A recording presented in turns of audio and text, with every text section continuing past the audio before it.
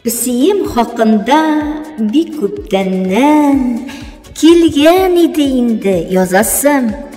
Исәнлек бир пісейімә зинһар, айырылырға бүрук язмасын.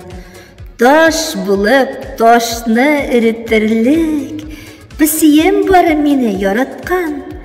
Бір мизгелгә дә яннарымнан китмей, йокламыйча утырып таң аткан. Пісейімнен булган мәхәббәтте миңа кешеләр бирә яшәргә.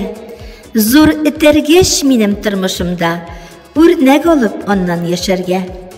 Күзләремә туры карап минем барлык мәхәббәтен белдерә. Мин җавапсыз калдырмыйм әлбәттә, йөрәгем минем шулай күндерә. Бер гөнаһсыз сабый мәхәббәте сиңа карап торган күзләрдә.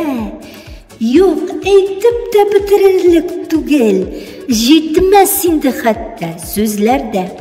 Эшкерсезлек ул ярату хисе, күптән яши минем йөрәктә. Айырылып торган чакларда, җаннарымны телә бигрәк тә. Кай чагында, читтә йөргән чакта, бик гаепле сизәм үземне. Күңелләрем тулып, сагынып кайтам, сагыш сарып ала иземне.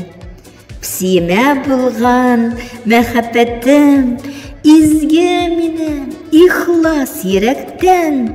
Исәнлек һәм сәламәтлек бирсен, калам шундый изге теләктә. Автор Гөлнур Галимова.